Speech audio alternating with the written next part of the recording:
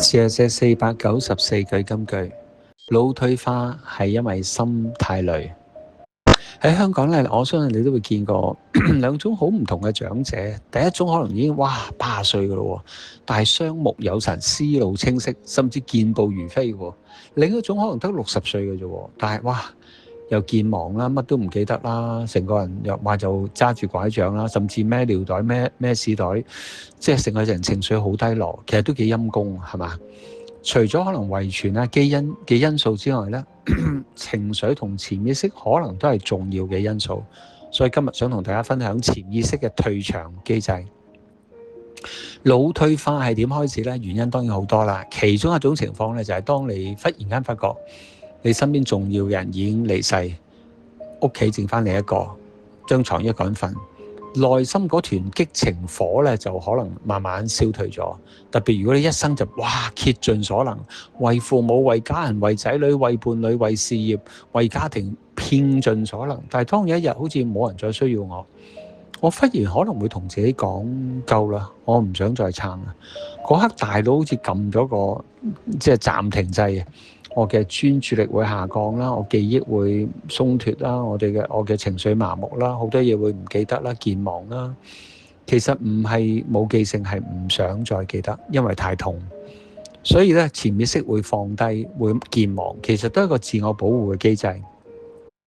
因為長期積壓住太多沉重嘅責任壓力，而我已經承受唔到嚇，咁所以有一日可能就同自己講，我想放低或者放棄。譬如有啲人咧比較多係男性，將佢事業擺第一位，一退休之後咧就可能謝咗喎。又或者某啲人可能係女性、男性都會嘅，將家庭擺第一位。當仔女離開即係獨立啦，或者當伴侶又離開埋咧，自己會老得好快嘅。因為伴侶走咗，朋友散咗，仔女遠離，喊都冇人聽嚇，咁所以其實嗰個係一個好心理嘅狀態嚟嘅嚇，即係特別當發現我越清醒，我要承受嘅壓力越大，所以我寧願俾自己抽離，好似健忘咁樣嚇。咁點解有啲人又越老越清醒嘅呢？通常個原因就係佢哋仍然好 passionate， 對生命好好奇，仍然有一種使命感啦、責任感啦、角色感啦、價值感啦，覺得仲有啲嘢未做完嘅，咁佢思路會特別清晰嘅，佢會有即係健忘或者失智症或者腦退化機會咧係特別減低嘅。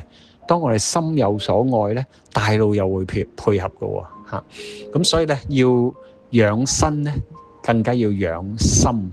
除咗飲食健康咧，鍛鍊身體嘅肌肉咧，我哋都要需要鍛鍊我哋情緒嘅肌肉。所以多啲問自己，其實呢一刻我仲有咩夢想呢？我有啲咩好想做呢？有啲咩我值得我去投注、我去學習、我去成長嘅呢？嗱，呢個好重要喎，因為當一個人有價值感嘅時候呢，當佢內心仍然有溫度呢，年齡就唔再重要啦，只係個界線嚟嘅啫。當心唔老呢，即係個大腦就唔會退化喎。心有光，人生就有方向，好嘛？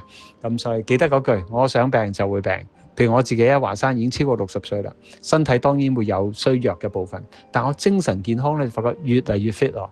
嗱，所以你都想俾自己身心健康，鼓勵大家都可以參加我哋8月1開始嘅身心症情緒解碼嘅課程，希望到時見到你，衷心祝福大家身心健康。